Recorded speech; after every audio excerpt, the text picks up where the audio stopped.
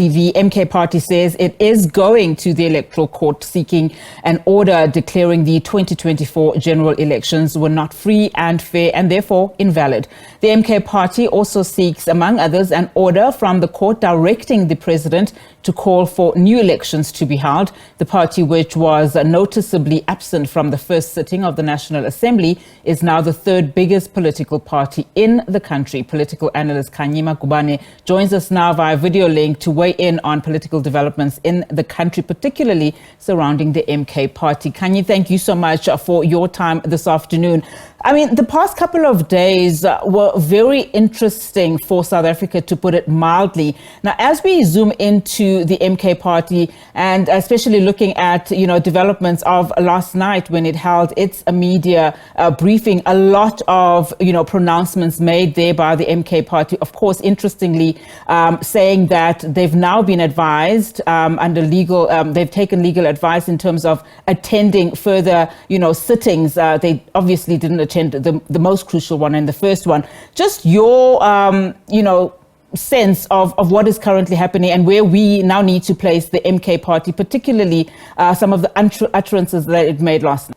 Thank you very much, Unati. Indeed, there is a lot happening and the story is developing very quickly. And given that the MK has now said that they've received the legal advice and that they will be going to Parliament to take up their 58 seats, it's important for us to reflect the timing of this. The first sitting has come and gone, as you've indicated, and that was perhaps the most important sitting where the MK should have been.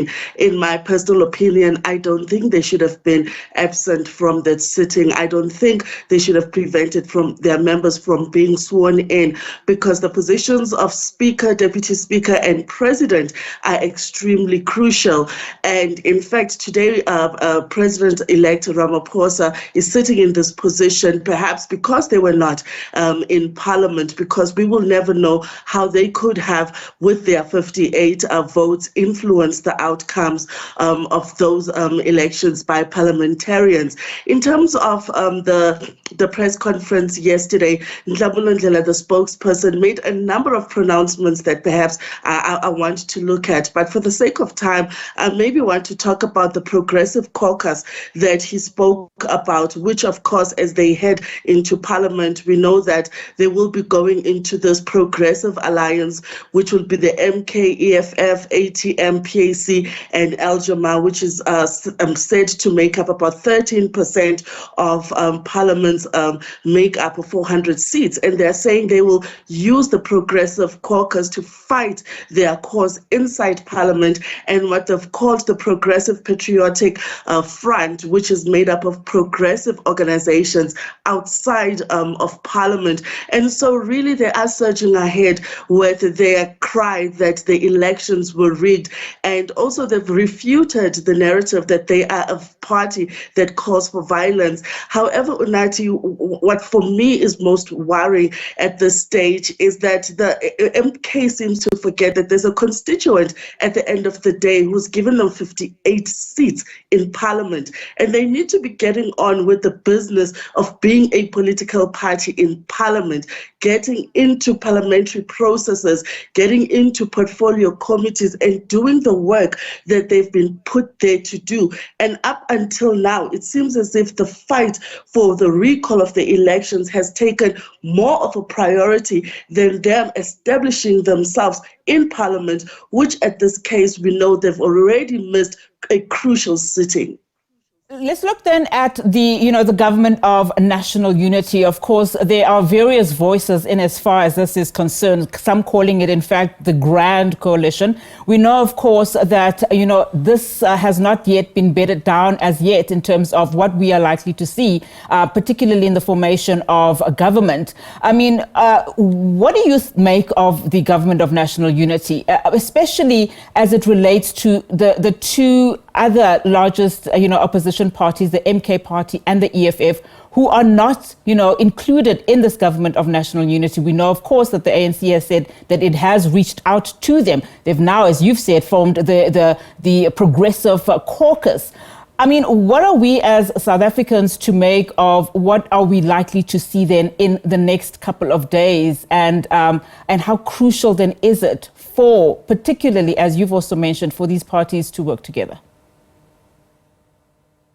It's a particularly delicate time in our democracy, Unathi, because we know that the most important events that are going to take place now is the inauguration of the president, and shortly after the announcement of the new cabinet of the government of national unity. Now, there have been many voices that have given their own interpretations of what's likely to happen. We've heard that the DA will receive no less than 5 cabinet posts. We know that Gayton McKenzie of Patriotic Alliance has made it clear that he would like to take over the portfolio of Home Affairs.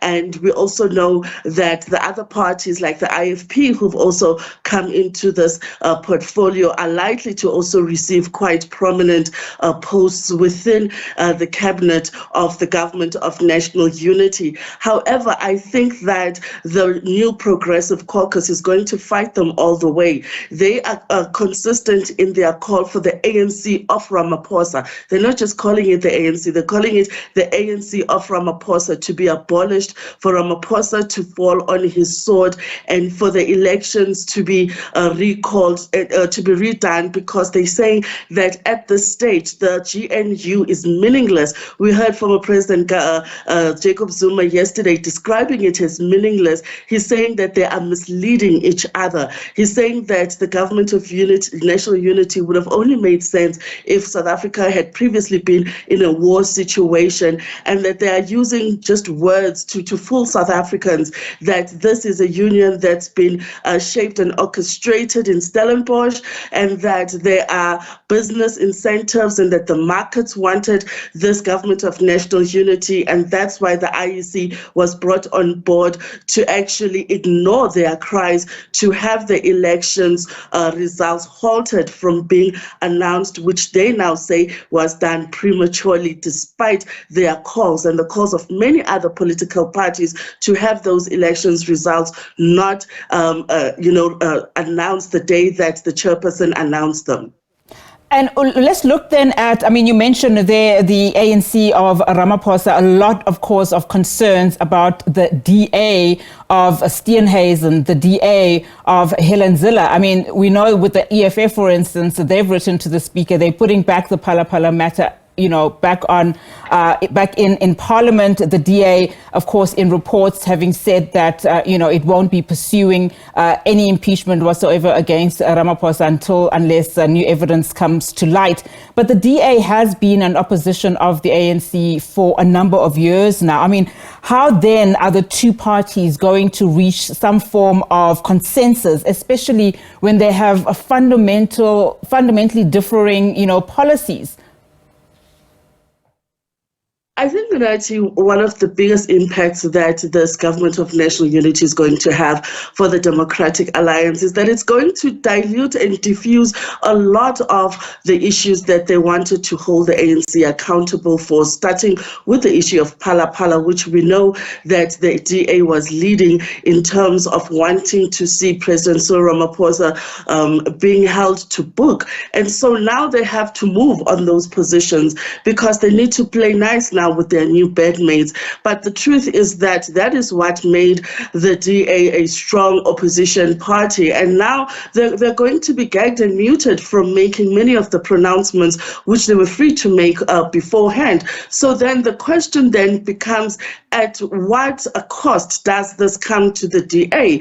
Because now it sounds like they've made a complete U-turn and are unable to be critical of the ANC. And we know that they've spent many years and have invested in drafting policies that are, specifically looking at ways of overturning ANC policies. They've gone to great lengths to ensure that they are getting the ANC out of power. However, I'm not sure if they were really prepared for the day when they would be power sharing with the ANC and they no longer have to make these pronouncements. This really does dilute their strength as a party, and I'm not sure if the followers, the staunch followers of the DA will continue to resonate with a DA that is now not only just in government with the ANC, but is no longer making the strong pronouncements that it used to make before.